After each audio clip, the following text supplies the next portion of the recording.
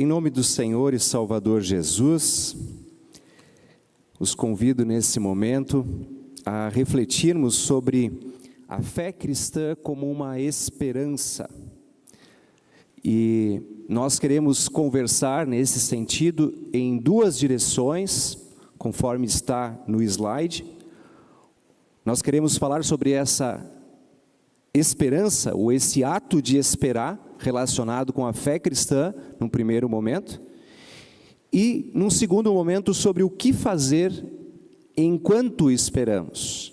Falar sobre a espera e sobre o que fazer enquanto esperamos.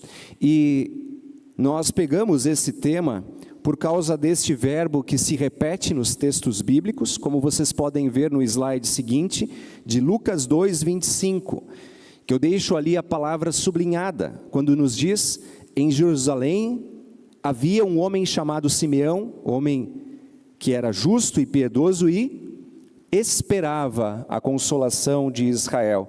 E também quando fala desta outra senhora idosa, no outro slide, sobre Ana, que diz assim: Ana falava do menino a todos que esperavam a redenção de Israel.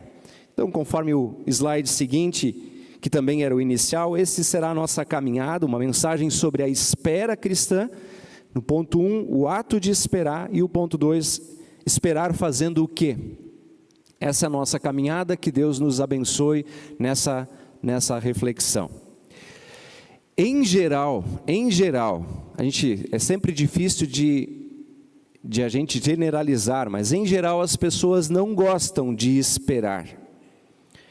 Alguns sentem-se inclusive bastante aflitos assim quando tem que esperar algo.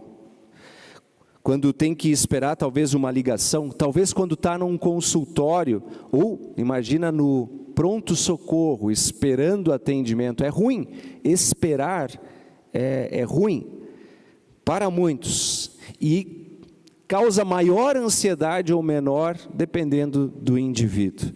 Mas esperar é bastante problemático. A fé cristã é uma espera, se vocês pensarem em vários aspectos.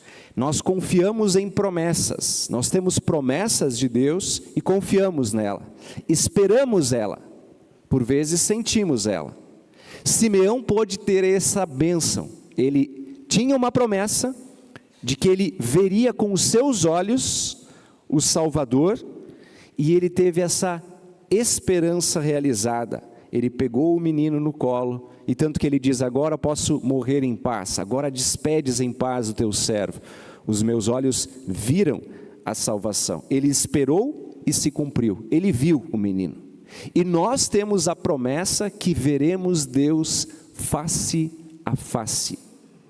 Temos a promessa de que veremos o Salvador em sua glória. E esperamos a volta de Jesus. Aguardamos. Nós não vamos pegar ele no colo, como fez Simeão, mas de certa forma nós seremos tomados nos braços do Pai, como o filho pródigo foi, retornando à sua casa. Como um pai que abraça seu filho, como uma mãe que consola a sua filha, ele nos acolherá. E aí nós esperamos esse dia em que teremos o alívio de todas as dores. Naquele dia, o peso da idade, as dores e os enfados desse mundo não mais existirão. As limitações do tempo não mais nos impedirão. As ansiedades dos jovens que esperam algo serão saciadas. Esperamos o dia em que Deus secará todas as lágrimas. E por isso os cristãos dizem: Maranata, vem Senhor Jesus, vem Senhor Jesus. Nós esperamos esse dia. Deus prometeu a Simeão que ele enxergaria a redenção com seus próprios olhos, e ele viu Jesus. E Deus nos promete que o veremos face a face. E todas as profecias e promessas de Deus se cumpriram, e essa também se cumprirá. Essa é a espera cristã, a espera pela volta de Jesus, o fim desta era. Mas eu queria abordar que temos também outras promessas. Nós não ficamos apenas olhando para as alturas e esperando esse alívio. Quando Jesus subiu aos céus, inclusive, eles ficaram boquiabertos, olhando para as alturas. Mensageiros, anjos enviados por Deus, disseram: o que vocês estão olhando para cima? Esse Jesus um dia voltará, como vocês o viram subir. Mas a palavra de Jesus nos encaminha a fazermos algo, a enfrentarmos situações. E logo nós vamos falar um pouco mais do que fazer enquanto esperamos. Mas ainda quero dizer que tem essa promessa do Cristo que vem. Nós podemos ter nesta vida esperança. Claro que 1 Coríntios 15 nos diz que se a nossa esperança é só para essa vida, somos os mais infelizes, porque aqui muitas tribulações vêm e virão. Mas também temos a promessa de Deus: eis que estarei convosco todos os dias, até a consumação do século. Eu vou vos fortalecer, ser forte e corajoso. Então, naquela hora de maior dificuldade, naquele momento de maior ansiedade, de dor, ali também podemos contar e lembrar que Deus prometeu estar presente e nos ajudar em toda e qualquer situação. Por isso, é por ainda não, mas também já é para o já aqui e agora, que Deus vem e nos auxilia. A história de Simeão, que pegou o bebê Jesus no colo, é um sopro a fortalecer a chama da nossa fé, para esta vida e para a eternidade. Para esta vida e para a eternidade. Muito bem, esse é o ponto 1, o ato de esperar. Agora eu quero falar então do ponto 2, que é o que fazer enquanto nós esperamos? O que fazer enquanto nós aguardamos? Queria que vocês lembrassem, eu vou pedir para vocês lembrarem talvez de uma sala que é mais comum. Pensem aí numa sala de espera, tipo uma sala de um consultório, dentista ou médico, enfim. Você está lá esperando chamar o seu nome lá para ser atendido.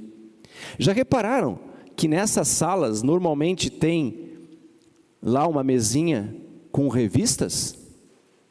Lembram que tem revistas? Para que servem essas revistas? Para distrair enquanto está esperando, né? Aqueles mais ansiosos às vezes nem conseguem ler, eles só folheiam assim, ficam olhando as figurinhas, mas está esperando, está ansioso. Tenho notado que nesses últimos tempos a maioria dessas salas de espera colocaram telas de TV. Normalmente tem assim imagens turísticas bonitas, que te dão uma acalmada na espera lá, para te distrair enquanto está esperando. Vejam, o ponto que eu estou colocando aqui é o que fazer enquanto esperamos. O que fazer enquanto esperamos? Na nossa espera por Jesus, o que devemos fazer?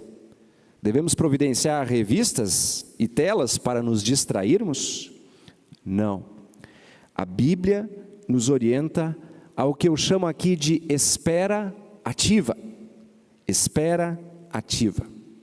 E a primeira memória que trago da palavra de Deus é, lembram quando Jesus contou várias parábolas? É interessante, eu vou usar de novo a palavra várias. É interessante como ele repetiu parábolas desse tipo. Havia um dono de terras, um senhor, que foi fazer uma viagem e deixou os seus servos para tomar conta do local. E aí um fez assim, o outro fez desse jeito e o outro fez assim. Um dia o Senhor volta e presta contas. Nas parábolas de Jesus, ele sempre cobra aquele que enterrou o seu talento, em que ficou omisso e parado. E elogia aqueles que tiveram uma espera ativa. Como assim uma espera ativa? Lembram? Um recebeu 5 talentos, ele trabalhou os seus 5 e conseguiu outros 5 para a glória do seu Senhor. O que fazer enquanto esperamos? Vamos ficar mexendo na revista? Ou ficar em outras telas, apenas nos distraindo? Ou somos convidados à ação? Sim, o Senhor Jesus disse: ide fazei discípulos de todas as nações, batizando-os em nome do Pai, do Filho e do Espírito Santo. É uma espera ativa. Com relação à nossa fé, Jesus nos convida a lembrar, confiar e perseverar. Com relação ao seu evangelho, ele pediu para espalhar. E com relação aos nossos relacionamentos, ele pediu para intensamente, obstinadamente, amar. Amar. Foi assim que ele pediu. Amem. E amar não é um sentimento de distração. É uma ação ativa para junto das pessoas. E eu quero convidá-los agora a abrirem as Bíblias. Nós não lemos o texto da epístola hoje, e eu gostaria de ler com vocês, porque são palavras bem claras sobre como orientações para a nossa vida. Colossenses capítulo 3, versículo 12 e seguintes. Colossenses 3, 12 e seguintes. Eu vou pegar literalmente aqui, anunciar o texto bíblico para vocês abrirem, e eu quero dar alguns destaques, porque aqui ele nos dá literalmente indicações sobre como vivermos essa espera. Página 1693, Colossenses 3,12. Eu estou falando sobre como esperar a volta de Jesus e como viver a vida cristã. O texto é completo, vejam. Portanto, como eleitos de Deus, santos e amados, revistam-se de profunda compaixão, de bondade, de humildade, de mansidão, de paciência. Eu destaco, antes de continuar o versículo 13, a palavra revistam-se. Essa expressão ela é interessante porque é algo contínuo. É como a roupa que a gente coloca todo dia. Revistam-se, revistam. Mas eu já fui ontem. Não, revistam-se de bondade, de mansidão, de paciência. Tenham foco nisso, vivam assim, esperem assim. Versículo 13, suportem-se uns aos outros e perdoem-se mutuamente, caso alguém tenha motivo de queixa contra outra pessoa. Assim como o Senhor perdoou vocês, perdoem também uns aos outros. Os pastores, a gente sempre lembra essa palavra suportem-se, de ser suporte, de alicerçar. Tá, entendi o texto, pastor. Sim, mas entenda na prática. Quando alguém, às vezes, até é um peso para ti. Quando a convivência com alguém talvez seja até ruim, um peso. Seja esse suporte. Mas é muito ruim. Mas perdoe. Assim como Deus perdoou vocês. Essa é a espera ativa da vida cristã. Versículo 14. Acima de tudo, porém, esteja o amor. Ou seja, não faça isso só, tá bom, estou cumprindo agora, cumpri minhas regras religiosas. Não, acima de tudo isso, esteja o amor, porque é esse amor que é o vínculo da perfeição, que devemos buscar, crescendo na graça e no conhecimento de Jesus. E aí ele diz que a paz de Cristo seja o árbitro no coração de vocês. Foi para essa paz que vocês foram chamados em um só corpo. Interessante, seja o árbitro, né? A gente tem aí o árbitro de futebol, o juiz que decide as análises. Não, o que tem que ser o árbitro? A paz de Deus. É para isso que a igreja existe. Então é isso que deve ser o constante. Não toma lá da cá, não outras regras humanas. A paz de Cristo deve ser o árbitro. E aí, essa expressão tão bonita e tão essencial, sejam agradecidos. Pior coisa é um coração ingrato. O coração agradecido é um coração feliz. Que a palavra de Cristo habite ricamente em vocês. Instruam e aconselhem-se mutuamente em toda a sabedoria, louvando a Deus com salmos, hinos e cânticos espirituais, com gratidão no coração. E tudo o que fizerem, seja em palavra, seja em ação, façam em nome do Senhor Jesus, dando por ele graças a Deus. Versículo 16, que nos diz que a palavra de Deus habite, nos lembra aquela outra parábola da ida e volta do Senhor, que é da parábola das 10 moças, o azeite que é a palavra, que tem que estar em nós para que brilhe a nossa fé. Quanto mais temos que estudar as Escrituras, nos aconselhar em estudos bíblicos, crescer nessa graça do Senhor e Salvador Jesus. Percebam então o ato de esperar e o que fazer enquanto esperamos. Não há distração aqui, a missão. Deus não nos deixou para distraídos, mas com uma missão. E assim como Simeão apropriou-se colocando o menino no colo, nós nos apropriamos mediante a fé de toda a graça que Deus nos dá e compartilhamos isso uns com os outros. O cristão deve aprender a receber humildemente e a compartilhar. E nesse receber e compartilhar, esperar com paciência, porque Cristo nunca esquece de suas promessas. Ele sempre as cumpre.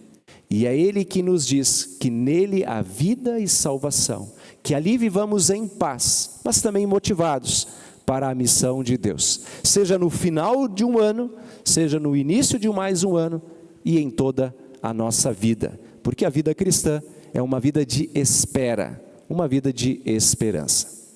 Em nome do Salvador, amém.